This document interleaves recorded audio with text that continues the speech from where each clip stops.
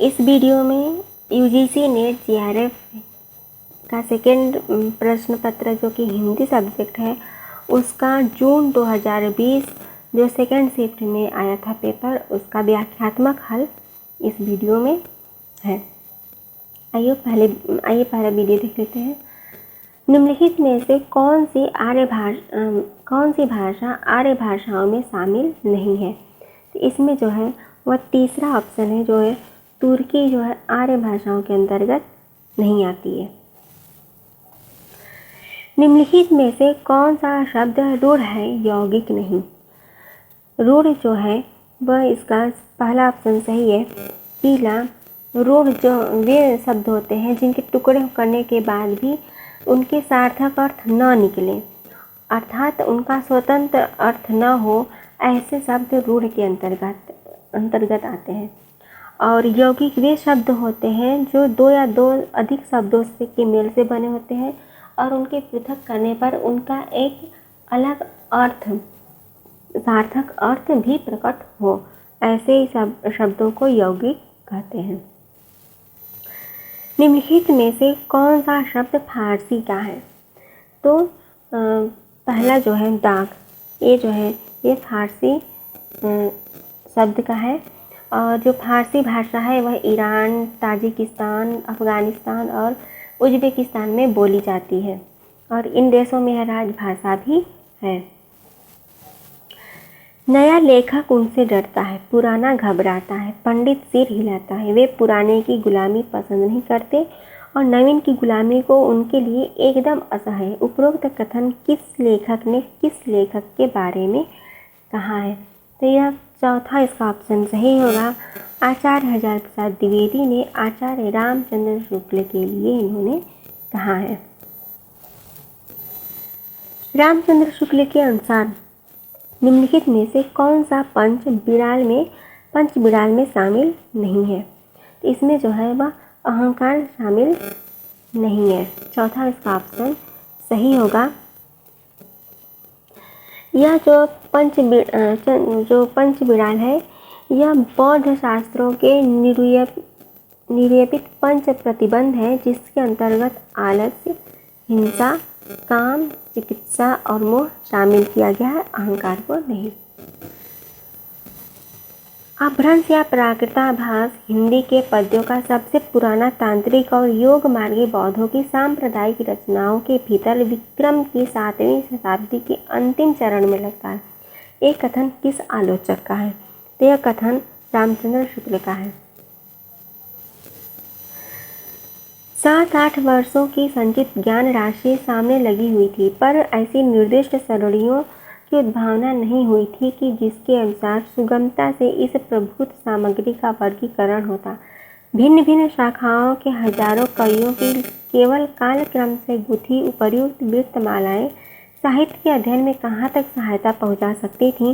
सारे रचनाकाल को केवल आदि, मध्य, पूर्व, उत्तर इत्यादि खंडों में आँख मूंदकर बांट देना, यह भी न देखना कि खंड के भीतर क्या आता है क्या नहीं, किसी वृत्त संग्रह का इतिहास नहीं बना सकता। वृत्त संग्रह को इतिहास नहीं बना सकता। साहित्य इतिहास लेखन के संबंध में उपयुक्त बातें किस आलोचक ने कही है? यह रामचंद्र शुक्ल ने कही है।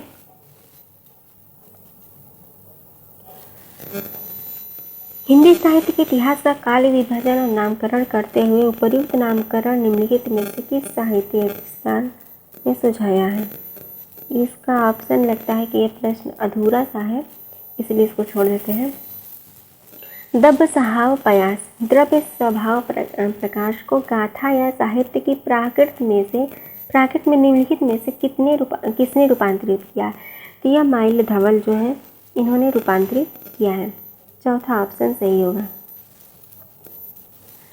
निम्नलिखित में से किस उपन्यास में लाल मदन मोहन के दीवान खाने का वर्णन किया गया है? दीवान खाने का वर्णन किया गया है, तो यह परीक्षा गुरु में वर्णन किया गया, सेकेंड ऑप्शन सही होगा। और यह लाला श्रीनिवास दास की रचना है। निम्नलिखित में से कौन सा नाटक उदय शंकर भट्ट का नहीं है? तो जो है नारद की वीणा, यह उदय शंकर भट्ट की रचना नहीं है। अपने मनोवैज्ञानिक मनोविकार संबंधी निबंध करुणा में रामचंद्र शुक्ल ने निर्धारित किया है कि करुणा दुखात्मक में आने वाला मनोविकार है। करुणा पात्र अथवा विषय के दुख मात्र से उत्पन्न होता है। करुणा का प्रसार सामाजिक जीवन की स्थिति और पुष्टि के लिए आवश्यक है।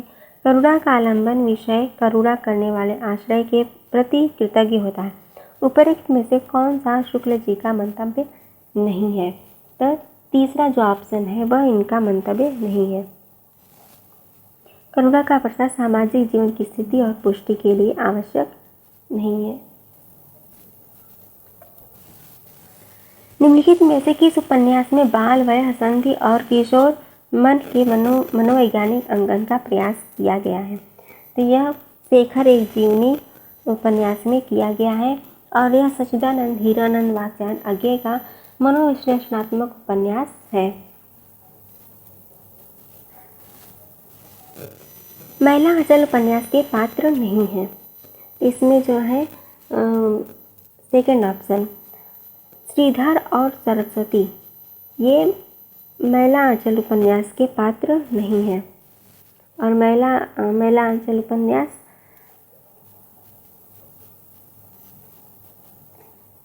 अचल उपन्यास यह फणीश्वर नाथ रेणु की रचना है।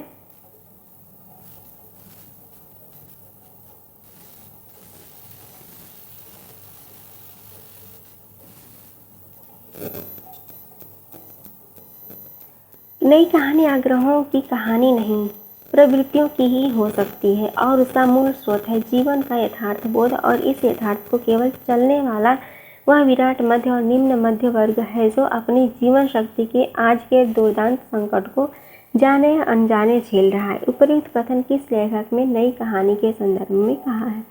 तो चौथा यानी कमलेश्वर ने नई कहानी के संदर्भ में कहा है। शक्ति कवित्व बीज रूप संस्कार विशेष अर्थात कवित्व निर्माण के बीज रूप विशिष्ट संस्कार को शक्ति कहते हैं। प्रतिभा के विषय में उक्त उद्धरण किस आचार्य की है? तो तीसरा ऑप्शन सही है, आचार्य मम्मट की।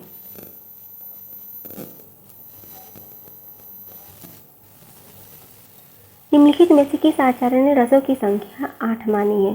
तो दंडी ने रसों की संख्या 8 मानी है। निम्नलिखित में से कौन सा कथन सही है?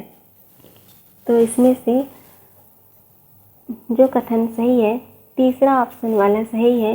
रिचर्ड जिसे संप्रेषण कहते हैं वह भारतीय काव्यशास्त्र के साधारणीकरण का ही एक रूप है। इसका तीसरा ऑप्शन सही होगा। बिंबवाद का संबंध निम्नलिखित में से किस आचार्य से है? तो इनका संबंध एजरा पाउंड, सेकंड ऑप्शन सही है। बिंबवाद पर एजरा पाउंड का कथन है कि ऐसा कविता जिसमें चित्रकला और शिल्पकला मानव संवाद के लिए एकत्र हुए हों।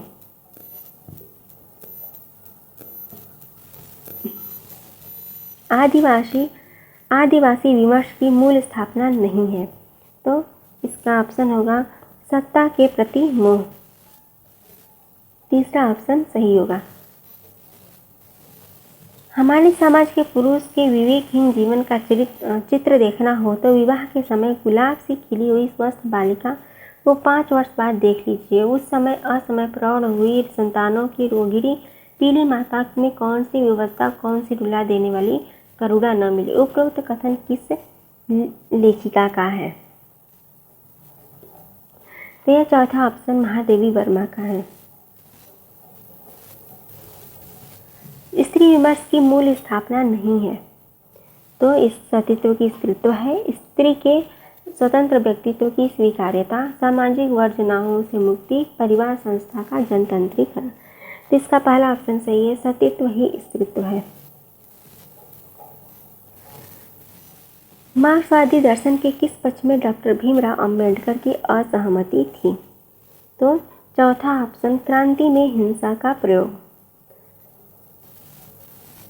चौथा ऑप्शन इसका सही होगा। खड़ी बोली में इतना बड़ा काव्य अभी तक नहीं निकला है।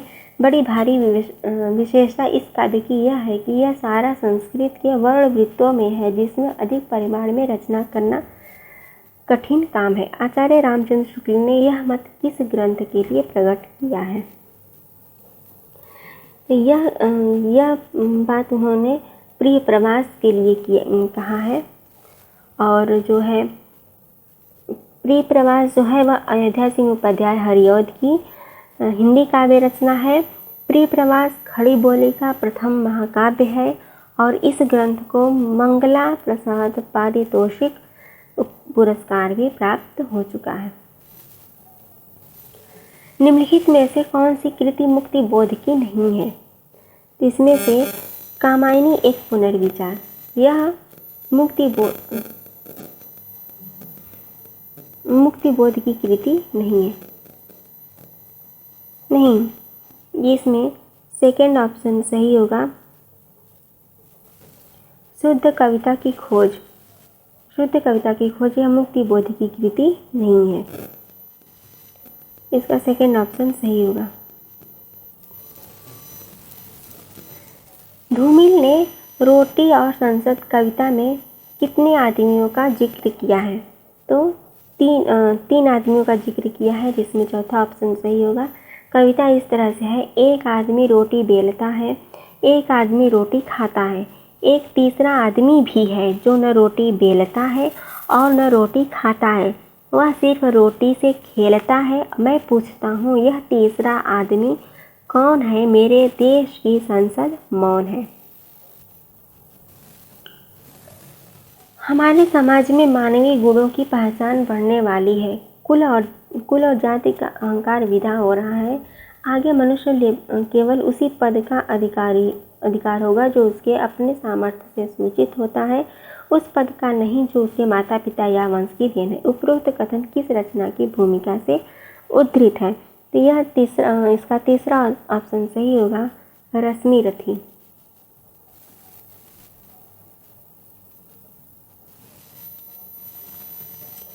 तेरा मेरा मनुआ कैसे एक होई रे, मैं कहता हूँ आँखें देखी, तू कहता कागज की लेखी। उपयुक्त पंक्तियों में के संदर्भ में निम्नलिखित में से कौन सा मंतव्य सही नहीं है?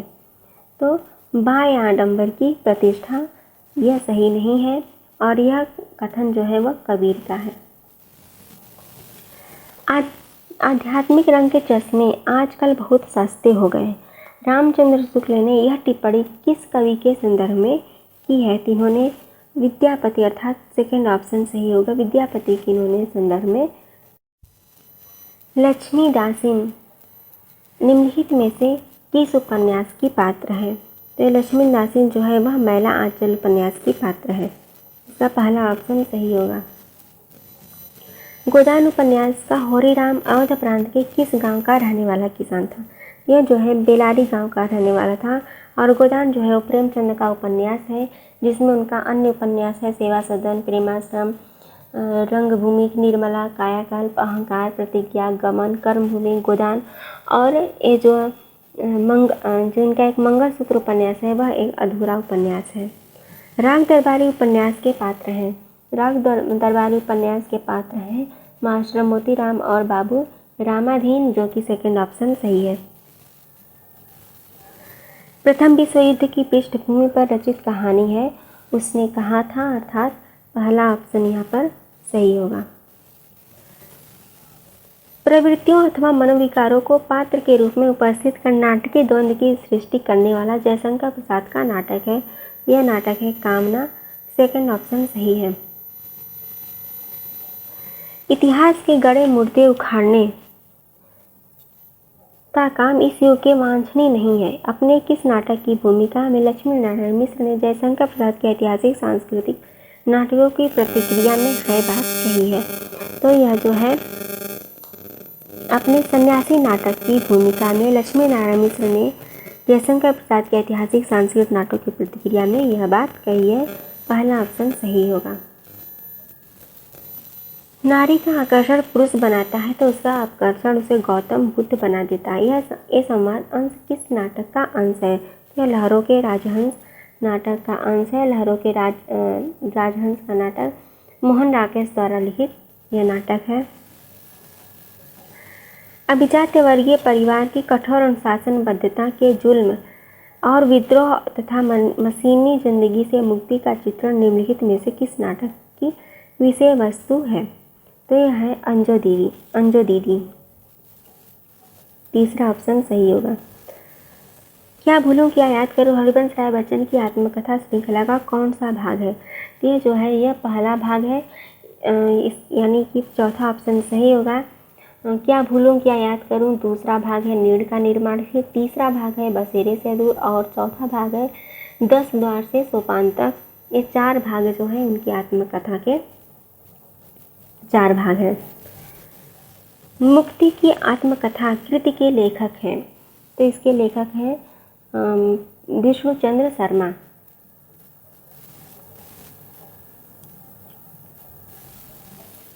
निम्नलिखित में से कौन सी बातें केशव दास के बारे में रामचंद्र शुक्ल ने कही हैं? केशव को कवि हृदय नहीं मिला था, उनमें वह सहृदयता और भावुकता भी न थी जो एक कवि में होनी चाहिए। वे संस्कृत साहित्य से सामग्री लेकर अपने पांडित्य और रचना कौशल की धाक जमाना चाहते थे। अपनी रचनाओं में केशव ने संस्कृत साहित्य की उक्तियों से परहेज किया है। इसका पहला ऑप्शन सही होगा, ए, बी और सी कथन इन्होंने केशव दास के बारे में कही है। संविधान के अनुच्छेद 343 में संघ की राजभाषा के बारे में निम्नलिखित में से कौन से प्रावधान किए गए हैं? इसका सेकंड ऑप्शन सही होगा, ए और बी। हरे कृष्ण प्रेमी के नाटकों के मुख्य स्वर हैं, तो इसका ऑप्शन होगा दूसरा, अर्थात प्रखर राष्ट्रीय चेतना युक्त ऐतिहासिकता और सांप्रदायिक सौहार्द की मूल्य चेतना, या सेकंड ऑप्शन सही होगा। विश्वविद्यालय परिसर की जमीन पर आधारित उपन्यास है, तो यह जो है चौथा इसका ऑप्शन सही है, केवल ए और बी, अर्थात परिशिष्ट और चक्रव्यूह।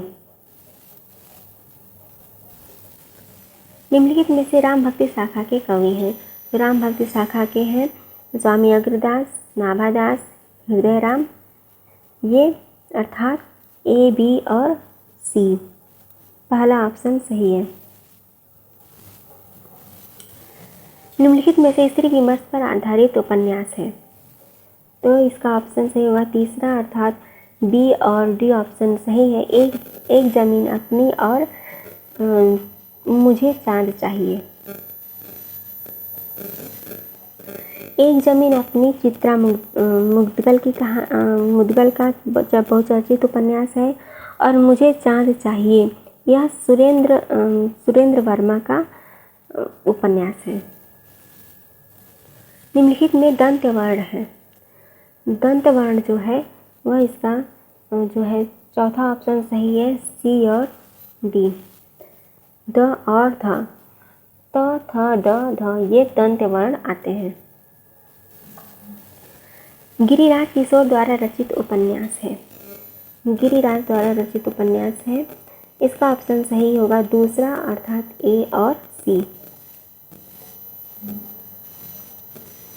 निर्मल वर्मा की कहानियों की दुनिया है, हताश और आत्मपरक नायकों की, अकेलेपन और अलगाव की, प्रतिरोध और विद्रोह की राष्ट्रीय चेतना।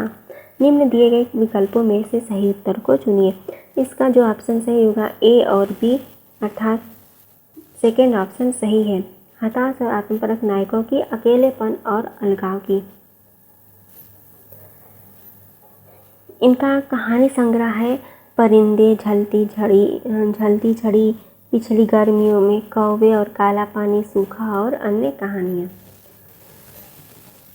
रस के संबंध में कहा गया है, 50 का ऑप्शन सही होगा पहला, अर्थात ए और बी इसका ऑप्शन सही है। रस को अलौकिक आनंद कहा गया है, रस को अलौकिक आनंद लाक्षणिक अर्थ में कहा गया है। रूसी रूपवाद के प्रतिकूल अवधारणाएं कौन सी हैं? इसका जो है ऑप्शन सही होगा दूसरा, अर्थात ए और बी। निम्नलिखित में से रामविलास शर्मा की पुस्तकें हैं, रामविलास शर्मा की पुस्तकें हैं।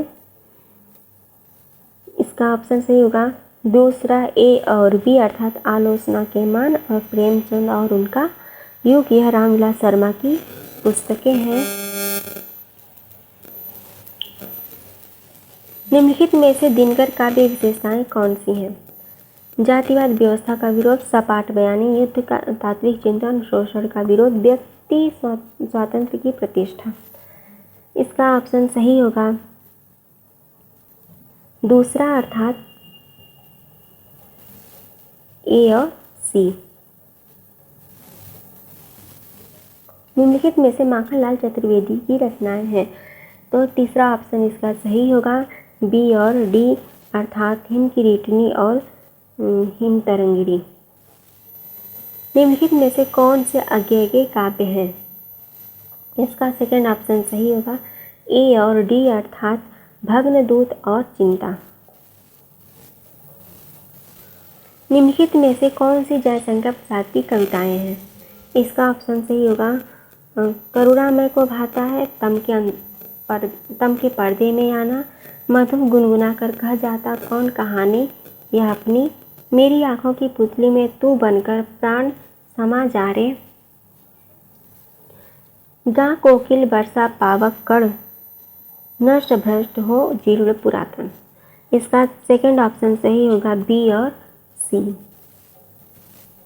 बी और सी ऑप्शन सही है।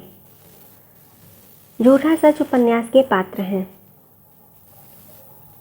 इसका ऑप्शन सही होगा एक तारा और जयदेव हैं और ये सोमराज और रावण। ए और सी ऑप्शन सही है पहला। झूठा सच जो है वह यशपाल का सर्वोत्कृष्ट एवं बृहद उपन्यास है। जगदीश चंद्र द्वारा रचित उपन्यास है। इसका सेकंड ऑप्शन सही होगा ए और डी। धरती धन न अपना किस मुट्ठी भर कांकर। भारतेंदु की निम्नलिखित मौलिक नाटककारों में कौन सा प्रहसन है? इसका ऑप्शन पहला ऑप्शन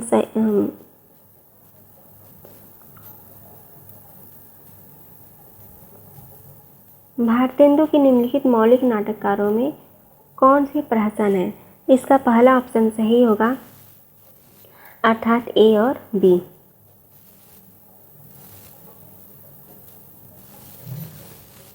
शरद जोशी द्वारा रचित निबंध संग्रह है, तो इसका ऑप्शन है दूसरा वाला अर्थात ए और सी। हरिशंकर परसाई द्वारा रचित निबंध संग्रह है। इसका ऑप्शन सही होगा पहला अर्थात ए और बी। ए वाला अर्थात तुलसीदास चंदन घिसे, बी अर्थात अपनी अपनी बीमारी। और जो बबुल और कैक्टस है यह रामदरस मिश्र की रचना है और एक भोर जुगनू की ये नर्मदा प्रसाद उपाध्याय की है।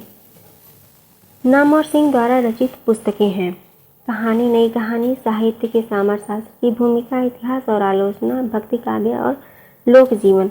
नीचे दिए गए विकल्पों में से सही उत्तर को चुनिए। तो इसका चौथा ऑप्शन सही है अर्थात केवल ए और सी। कहानी, नई कहानी और इतिहास और आलोचना। निम्नलिखित काव्य कृतियों में से कौन सी रचनाएं 1936 सन में प्रकाशित हुई थी? यह जो है कामायनी और शक्ति पूजा जो है 1936 में प्रकाशित हुई थी। और कामायनी जो है वह जयशंकर प्रसाद की रचना है और राम की शक्ति पूजा सूर्यकांत त्रिपाठी निराला की है। गुंजन जो है वह 1932 में प्रकाशित हुई थी और ये सुमित्रानंदन पंत की है। पल्लव जो है वह 1928 में, यह भी सुमित्रानंदन पंत की रचना है। अतः हमारा ऑप्शन सही है सेकेंड वाला अर्थात ए और सी। आचार्य शुक्ल के अनुसार निम्नलिखित अमीर खुसरो के निम्नलिखित में से कौन सी बातें सही हैं? तो इसका ऑप्शन सही होगा पहला अर्थात ए, बी और सी।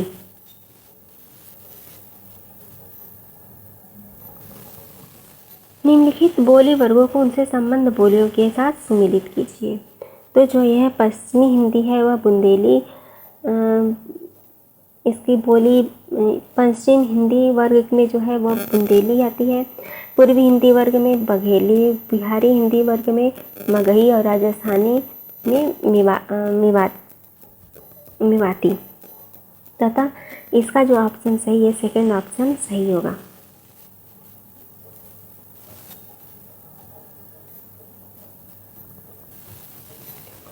निम्नलिखित कवियों को उनकी रचनाओं के साथ सुमिलित कीजिए। चिंतामणि त्रिपाठी, भूषण देव, लाल कवि। सेकंड में दिया गया छत्र प्रकाश, काव्य प्रकाश, छत्रसाल दशक और रसविलास। तो जो चिंतामणि है उनकी रचना है काव्य प्रकाश, भूषण का है छत्रसाल दशक, देव का है रसविलास, लाल कवि का है छत्र प्रकाश। अतः मेरा ऑप्शन सही है सेकंड वाला।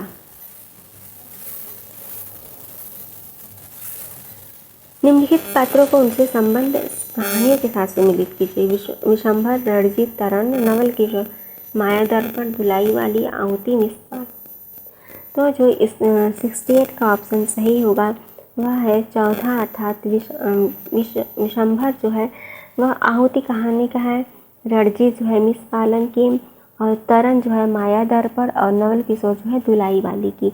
अतः इसका हमारा ऑप्शन चौथा ऑप्शन सही है। निम्नलिखित निबंध संग्रह को उनके लेखकों के साथ सुमिलित कीजिए। तो इसका जो ऑप्शन सही होगा वह है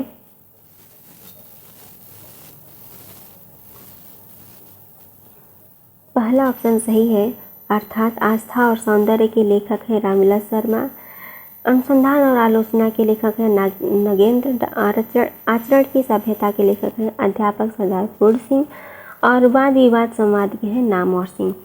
इसका पहला ऑप्शन सही है।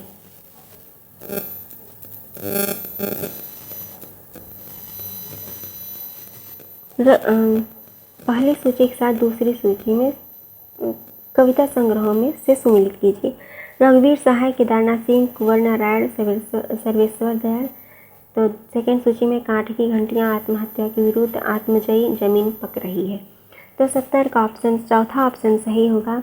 जो रघुवीर सहाय हैं इनका कविता संग्रह आत्महत्या के विरुद्ध है, केदारनाथ सिंह का जमीन पक रही है, कुंवर नारायण का आत्मजयो, सर्वेश्वर दयाल का कांट की घंटियां। अतः चौथा ऑप्शन मेरा सही होगा। आनंद कादम्बनी, समालोचक भारतेंदु, सार सुधानिधि, सदानंद मिश्र, राधाचरण गोस्वामी, प्रेमखंड, चंद्र धर्म समागुलेरी। तो जो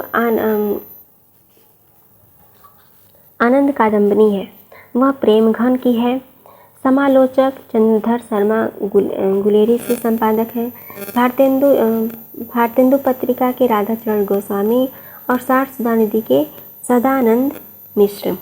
तो 71 का जो ऑप्शन सही है तीसरा ऑप्शन सही होगा।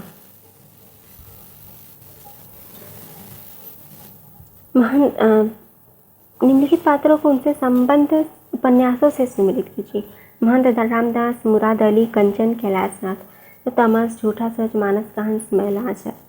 तो यहाँ पर पहला ऑप्शन सही है, अर्थात महंत रामदास जो है वह मैलाचल के, मुराद अली तमस, कंचन झूठा सच, और कैलाशनाथ जो है वह मानस का हंस के पात्र हैं। तो यानी यह पहला ऑप्शन सही है मेरा। निम्नलिखित पात्रों को उनसे संबंध उपन्यासों से सुमिलित कीजिए। कालिंदी चरण, मालती, सामनाथ, सुबोध, गैंग्रीन, पत्नी, जिंदगी और गुलाब, चीफ की दावत। कालिंदी चरण जो है वह पत्नी उपन्यास के हैं, और मालती जो है वो गैंग्रीन उपन्यास की, सामनाथ जो है चीफ की दावत, सुबोध जो है वो जिंदगी और गुलाब के फूल। अर्थात पहला ऑप्शन मेरा सही होगा। निम्नलिखित लोक नाट्य शैलियों को प्रदेशों के साथ सुमिलित कीजिए। तो जो है इसका ऑप्शन सही होगा पहला वाला, अर्थात ए का चौथा, बी का पहला, सी का दूसरा और डी का तीसरा।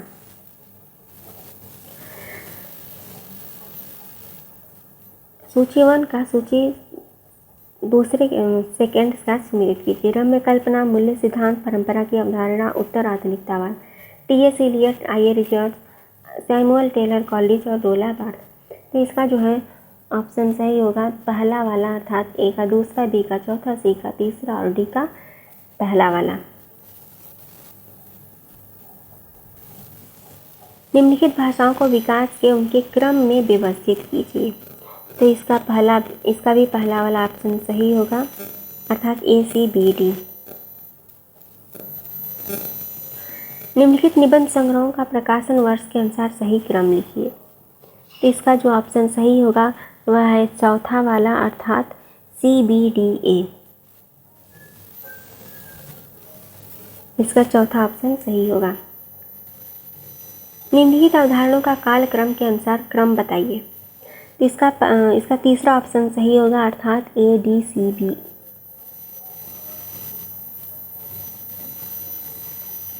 इसका तीसरा वाला ऑप्शन है ए, डी, सी, बी। प्रकाशन वर्ष की दृष्टि से निम्नलिखित कविता संग्रहों का सही अनुक्रम है। तो 79 का दूसरा वाला ऑप्शन सही होगा, डी, बी, सी, ए। डी, बी, सी, ए इसका सही आंसर है, डी, बी, सी, ए।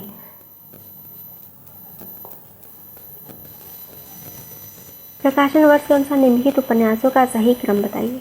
मानस का हंस, पीढ़ियाँ, खंजन नयन, सुहाग के नुपुर। तो जो इसका ऑप्शन सही होगा वह चौथा ऑप्शन सही है, डी, बी, सी, बी। डी, ए, बी, सी। जो सुहाग के नुपुर है वह जो है 1960 में प्रकाशन हुआ था। मानस का हंस 1972 में, खंजन नयन जो है 1981 में, पीढ़ियाँ जो है 1990 में। प्रकाशन वर्ष के दृष्टि से निम्नलिखित नाटकों का सही अनुक्रम है। एक और द्रोणाचार्य, भूख आग है, बकरी, देहांतर। तो जो इसका चौथा वाला ऑप्शन सही होगा, अर्थात बी, सी, डी, ए। बकरी जो है 1974 में प्रकाशित हुई थी। एक और द्रोणाचार्य 1977 में, देहांतर जो है 1987 में और भूख आग है 1998 में।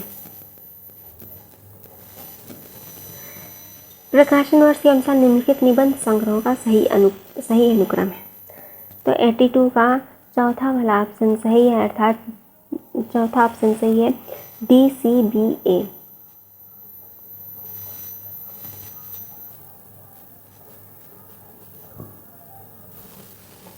निम्नलिखित दलित आत्मकथाओं को प्रकाशन वर्ष की दृष्टि से सही अनुक्रम व्यवस्थित कीजिए।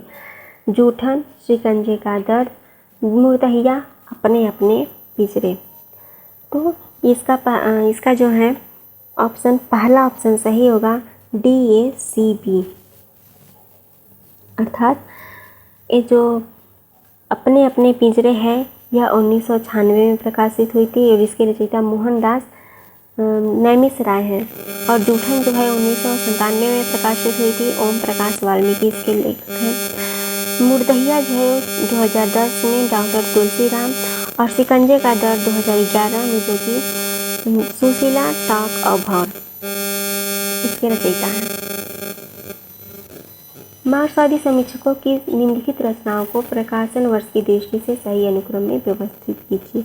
84 का ऑप्शन चौथा वाला ऑप्शन सही होगा, अर्थात बी, सी, डी, ए। इसका चौथा ऑप्शन सही है, बी, सी, डी, ए। निम्नलिखित कवियों को उनके जन्म वर्ष के आधार पर व्यवस्थित कीजिए। तो 85 का भी चौथा ऑप्शन सही होगा, अर्थात बी, ए, डी, सी। जो बिहारी का उनका 1595 में, मतीराम जो है उनका 1617 में, जसवंत सिंह का 1629 में और देव का जो है वो 1673 में इनका जन्म हुआ था। तो चौथा वाला ऑप्शन सही होगा। नीचे दो कथन दिए गए हैं, एक को स्थापना और दूसरे को तर्क कहा गया है। संचारी भावों को उन्मेष द्वारा सहृदय सामाजिक में रस निष्पन्न होता है। तर्क क्या दिया जाता है, भारत के रससूत्र और व्याख्याकारों ने इसी तथ्य को अलग अलग तर्कों से पुष्ट किया। उपयुक्त कथनों में आलोक में निम्नलिखित विकल्पों में से सर्वाधिक विकल्प उत्तर चुनिए। इसका जो है सेकंड ऑप्शन सही होगा, ए और आर दोनों ही गलत है। पहला तर्क है, पहला स्थापना है, प्रेम निजी भाव है, साहित्य में उसका चित्रण असामाजिक हो जाता है। तर्क क्या दिया जा रहा है, क्योंकि प्रेम का चित्रण मांसल ही होता है जिसके कारण उसमें अश्लीलता आ जाती है।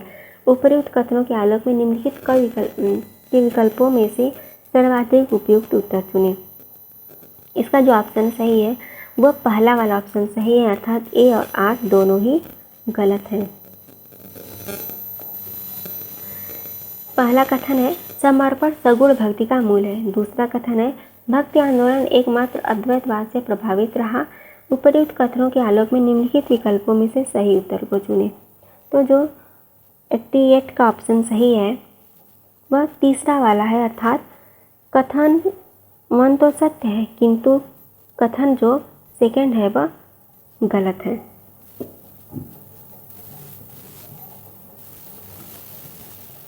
पहला स्थापना क्या दिया गया है, शास्त्रीय विधानों में लोकात्मकता का स्पष्ट झुकाव है। तर्क क्या दिया जा रहा है, इसलिए अभिनय की धर्मीगत स्वभाव के अनुकूल तोल धर्मी और नाट्य धर्मी भेदों का शास्त्रीय विधान हुआ है। उपर्युक्त कथनों के आलोक में निम्नलिखित विकल्पों में सर्वाधिक उत्तर को चुनें। तो इसका ऑप्शन सही होगा पहला वाला, अर्थात ए और 2 दोनों ही सही है। पहला कथन दिया गया है, दलित लेखन साहित्य सांस्कृतिक व्यवस्था का विरोध कर सामाजिक समता का प्रस्ताव करता है। सेकंड कथन दिया गया है, दलित लेखन राम मनोहर लोहिया के समाजवादी वैचारिक दर्शन के सर्वाधिक प्रभावित है। उपर्युक्त कथनों के आलोक में निम्नलिखित विकल्पों में से सही विकल्प को उत्तर को चुनें। इसका जो कथन है वह तीसरा वाला सही है, अर्थात कथन 1 सत्य है किंतु कथन जो दूसरा है वह गलत है। यहाँ पर निम्नलिखित परिचित पढ़िए और प्रश्नों के उत्तर दीजिए। यहाँ पर आप वीडियो को स्किप करके आप अच्छे से पढ़ लेंगे, उसके बाद आप नीचे दिए गए प्रश्नों के उत्तर देंगे। हम इस वीडियो में पहले उत्तर दे देते हैं, उसके बाद आप वीडियो को स्किप करके अच्छे से पढ़ करके आप अच्छे से आंसर दीजिएगा। भक्ति आंदोलन जातीय आंदोलन का सांस्कृतिक प्रतिबिंब था से लेखक का आशय है। इसका जो है वह सेकंड ऑप्शन सही होगा। भक्ति आंदोलन में सामंती व्यवस्था को तोड़ने का काम किया। जाति नेशन के संगठन में बाधक तत्व कौन सा है, तो 92 का ऑप्शन चौथा सही होगा, केंद्रीय राज्य सत्ता द्वारा जागीरदारों की स्वतंत्रता को प्रश्रय देना। संस्कृति प्रभुत्व के लेखक का संकेत किस संस्कृति के प्रभुत्व से है, इसका चौथा ऑप्शन सही होगा, पुरोहितों की संस्कृति का प्रभुत्व। लेखक के अनुसार संत साहित्य का प्रसार किस अर्थ में अनूठा था, इसका सेकंड ऑप्शन सही है, संतों ने जनता की संस्कृति को फैलाने में मदद की। शेर शाह और अकबर के शासनकाल में कौन से गुण ने भक्ति आंदोलन को फैलाने में मदद पहुंचाई, तो 95 का सेकंड ऑप्शन सही है, उनका विस्तृत उदारवादी और स्थायी साम्राज्य। अकबर के एक समय ही जो भक्ति आंदोलन वह अत्यधिक सफल रहा। यह सेकंड दिया गया है, इसको आप अच्छी तरीके से गद्य अवतरण पढ़ लेंगे। उसके बाद आप 96 से लेकर के 100 तक के उत्तर देने हैं।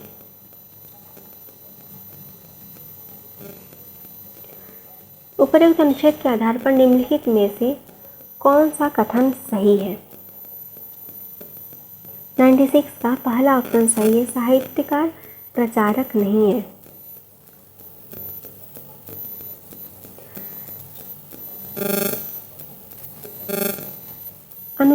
उपर्युक्त अनुच्छेद के आधार पर निम्नलिखित में से कौन सा कथन सही नहीं है, रचना की सामाजिक उपादेयता होती है, साहित्यकार पर समाज का प्रभाव पड़ना आवश्यक नहीं, साहित्य का संबंध राष्ट्रीय जीवन से है, दरबारी कवियों ने पलायन किया। 97 का सेकंड ऑप्शन सही है, अर्थात साहित्यकार पर समाज का प्रभाव पड़ना आवश्यक नहीं है।